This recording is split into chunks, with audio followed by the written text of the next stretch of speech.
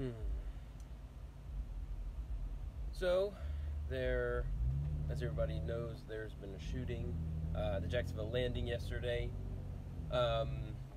More information's coming out. There's actually, yesterday had stated that there were 4 dead and 11 injured. The actual total numbers are going to be 3 dead, 2 victims, and the gunman took his own life. It's senseless. Obviously, it was pretty much what I was saying yesterday. That was kind of the main thought that I had in my head. It was over reports. There are some reports saying that it was over the Madden tournament where he had actually lost and been kicked out of the contest.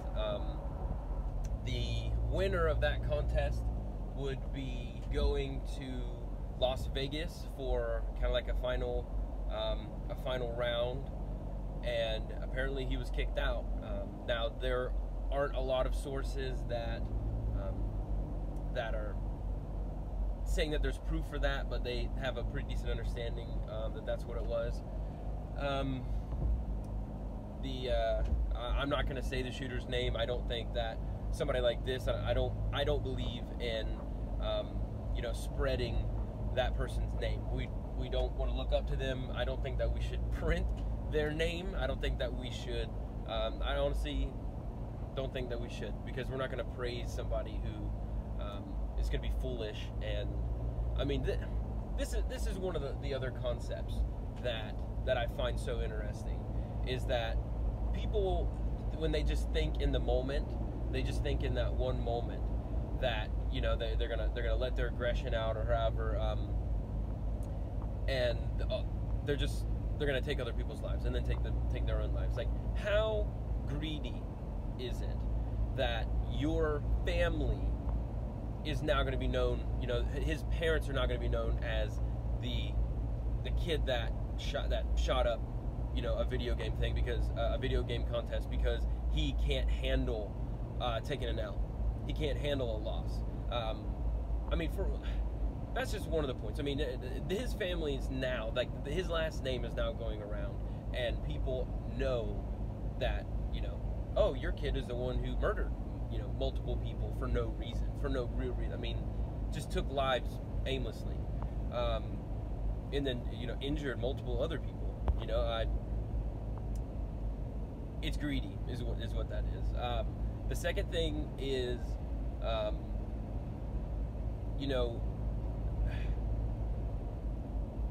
we need to teach our kids to lose, that it is okay to take a loss. Like, we teach them through school that to pass you have to do perfectly. I mean, passing a test on 100% on a test is what you're aiming for. That's what you're trying to get. Is 100%.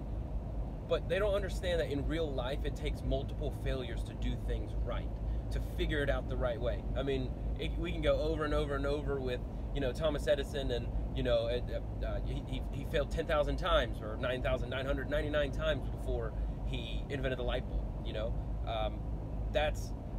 That is true. That is something that you continuously have to fail. And they say, oh, well, I can't believe you failed 10,000 times till you finally got it right. And he says, I didn't fail 10,000 times. I found 9,999 ways not to build a light bulb until he got it right.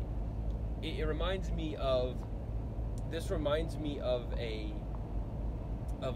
story. It was talking about, they were talking about making pots. It was an art class, and they were making vases, and the professor in this course broke up the class into two halves. One half was going to be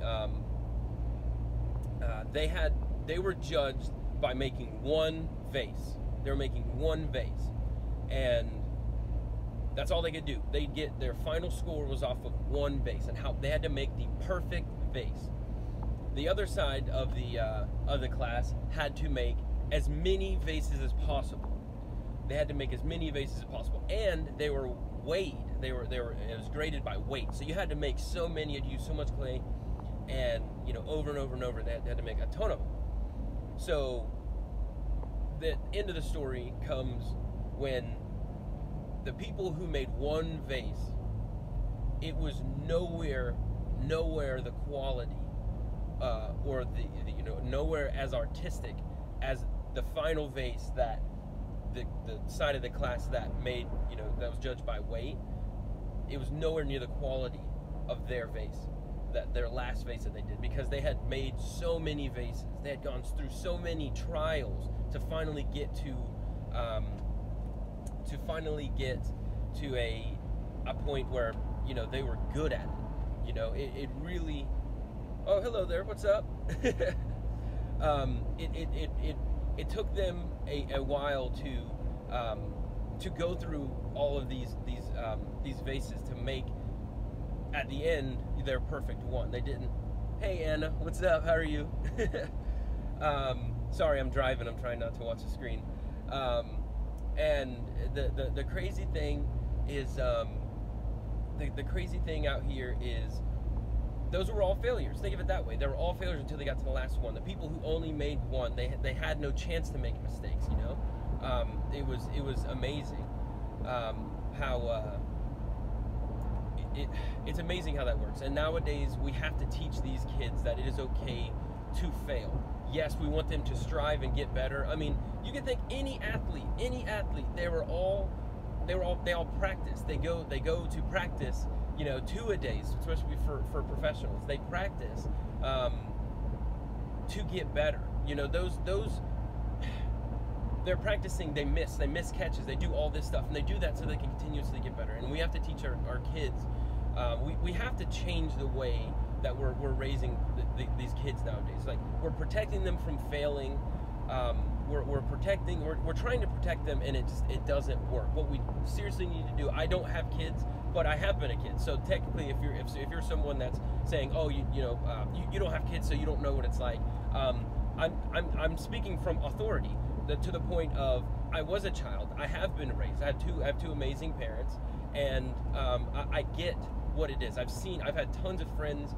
One of my gifts, I just love speaking to people. I love learning people's lives, and I'm at the age now where tons of my friends have kids. A lot of my cousins have kids, and I see how they raise kids, and I can honestly say a lot of my family, they're raising them the older way. You know what I mean? They're not allowing their kid to, they're very against the participation trophy kind of lifestyle. I was raised with that at the time. To be fair, at the time, I'm sure parents thought that was great. Oh, we're protecting them because it's not fair. It's just a game. They want to have fun. But I mean, they get into the real life and they find out that they don't know how to handle a loss. They can't accept. They can't accept losing. And I hate to lose. I'm very competitive. I'm a very competitive person. I hate to lose. But the thing is that we truly. We've learned now that way of thinking and that type of mindset to give our kids, it's not right. When I do have children, I don't want to give them a participation trophy. I can tell you one story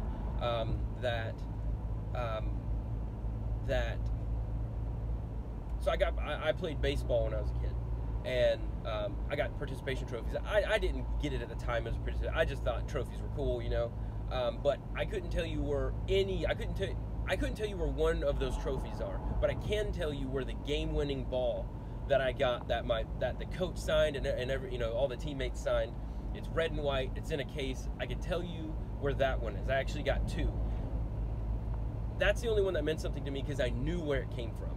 I knew I earned that particular trophy. It's set in a trophy case now, but I mean, I earned it. I can tell you the play where I actually chased down a kid that was about to make a home run. I ran from the outfield because the shortstop wasn't there. I ran full speed and I ended up catching up with him before he could get to the base. And the catcher who was at the home plate was actually too far away to catch them, so I couldn't pass it. The only way is for me to run them down, and I did.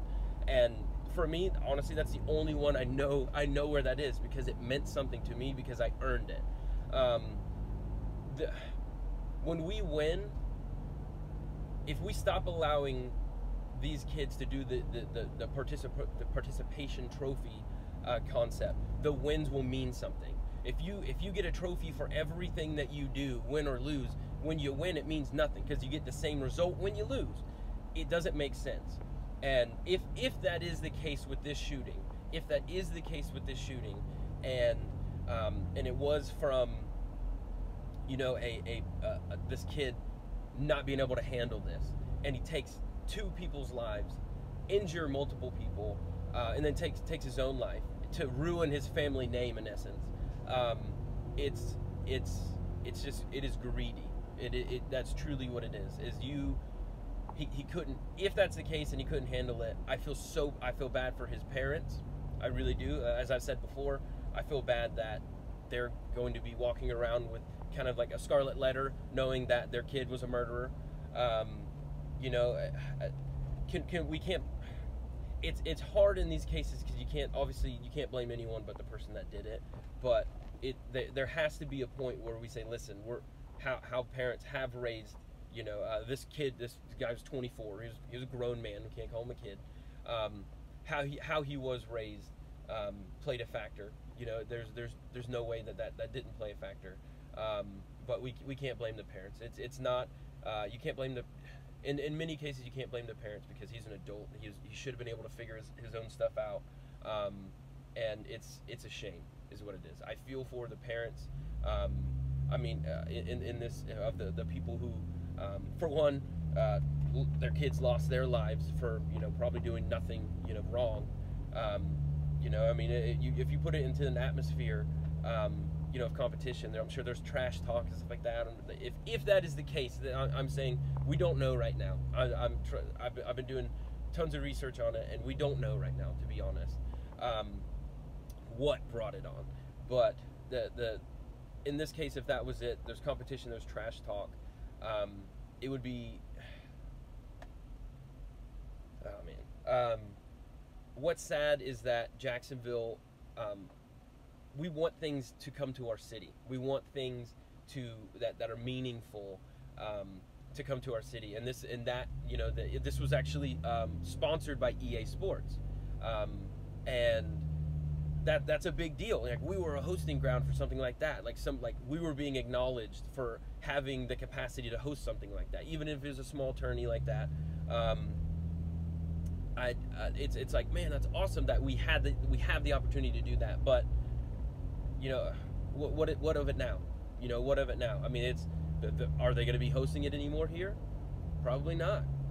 They probably won't. And I think that's wrong. We can't let the actions of one person who, apparently, if they're going to do something like this, they're mentally unstable. They were mentally unstable before. You take that you take the concept of them not being able to handle a loss, and then, you know, any kind of a competitive environment, you throw that together with someone who's mentally unstable. I mean, it's a powder keg, you know. It's I don't know. I mean, it made national news, and now, you know, that's going to be something that's going to be kind of a, you know, a black eye for our city.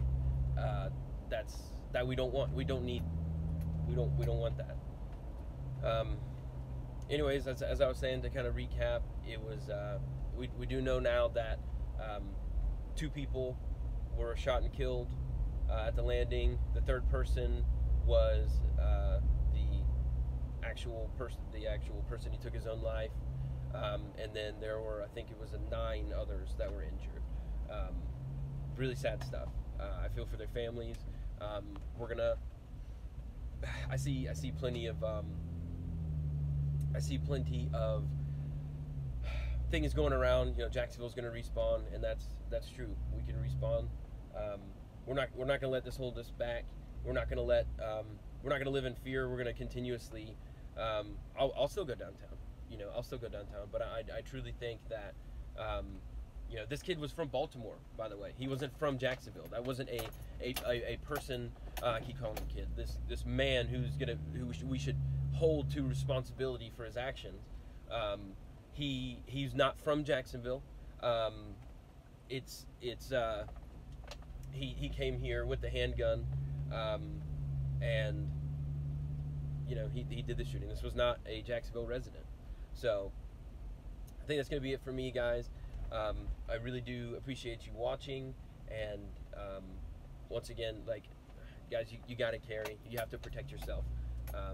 That's one of the only ways I've heard people that they've come to me, and they said stuff about my last video about oh, if everyone's got guns, they're less safe, and that's not true.